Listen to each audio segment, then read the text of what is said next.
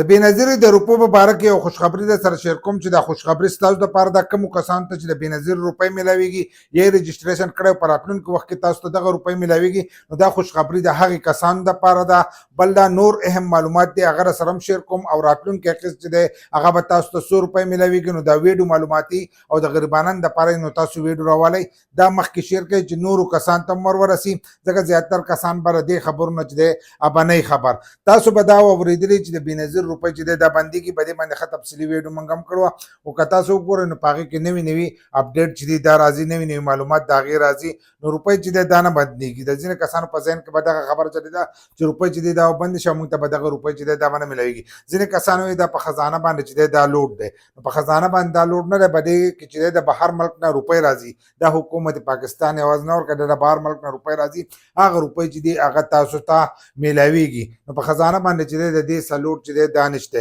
نو تاسو ته په راتلونکي وخت کې چې دی د دې روپو کې اضافه چې ده دا میلاویږي. د دې نه مخکې موږ تاسو ته ویلو چې 19,500 روپۍ چې دي دا به تاسو ته میلاویږي لکه 19,500 د حکومت د طرفه دا ویلی شو چې 15,000 روپۍ چې ده په دې کې به اضافه راځي او د آی ایم ایف سره یې خبره وکړه هغه ته چې 15,000 روپۍ ریلیف چې دی دې عوامو له ورکوي. دا کوم عوام چې دي د بېنظیر روپۍ چې کوم کسان علي هغو له به دې کې ریلیف چې دی دا ورکوي. خو په هغه خبره باندې چې دی په هغې باندې پکې بیا هم عمل ونه شو. اوس پکې نوی نیوز چې دی دا چلیږي چې نوی کوم معلومات راغلي دي د هغو له طرفه چې مهنګایي چې دی دا خو سیوا ده ډېره زیاته سیوا ده خو هغو هم بیا کمه چې ده دا کړې ده چې 24.14 چې ده دا مهنګایي ده لکه 4.14 چې دی وایي دا مهنګایي چې ده دا سیوا شوي ده مهنګایي سیوا شوي ده نو وایي د دې د وجې نه چې دی د بېنظیر په روپو کې چې دی په دې کې به ورسره منګه وسوم دغه اضافه راولو ځکه چې زیاتر غریبانان دي هغه دا روپۍ اخلي چې هغو ته هم په دې کې اضافه چې ده دا میلاو شي کوم مهنګایي چې راغلې ده چې د هغې د وجې نه دې ته هم اضافي روپۍ چې دي دا میلاو شي.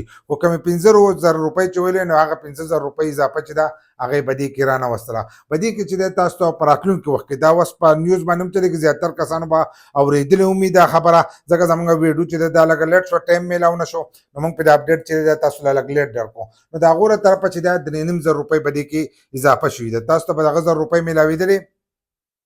14,500 روپۍ چې دي دا به تاسو ته میلاوېدلې نو اوس هغه وایي چې 3,500 روپۍ به دې کې اضافه کړو چې 3,500 روپۍ اضافه کوي نو 18,000 روپۍ چې دي دا به تاسو ته میلاوېږي. خو دا به په دې بجټ کې چې دی د دې اضافه به کېږي اوس چې کوم دغه کېږي د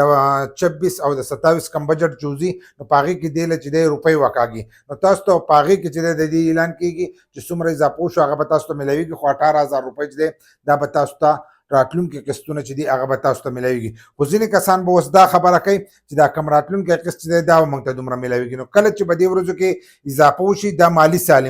چې دی هغه د 1 جولای نه چې دی د هغې نه شروع کېږي نو دا کله چې دلته کې اعلان وکړي په دې ورځو کې نو دا به تاسو ته د 1 جنورۍ نه چې دی دا به تاسو ته میلاویږي لکه راتلونکي کم د 1 جنورۍ نه چې کم قسطونه دي د هغې نه وروسته چې دی دا اضافه به میلاویږي لکه څنګه چې تاسو ته د 1 جنورۍ نه وروسته چې کم تاسو ته 14,500 میلاوېدلې نو دغه شانتې هغه قسطونو کې به میلاویږي. اوس چې کومه اضافه راغلې دا به تاسو ته اوس نه میلاویږي کم راتلونکي 2 قسطه چې دي 3 قسطه چې دي نو په دې کې به تاسو ته نه میلاویږي د هغې نه وروسته چې کم قسطونه دي نو په هغې کې به تاسو ته دغه اضافه چې ده دا به میلاویږي. نو دا یو خوشخبري ما چې تاسو سره شیر کوم تاسو راوالی مخکې شیر کړئ چې نورو کسان ته هم ورورسي.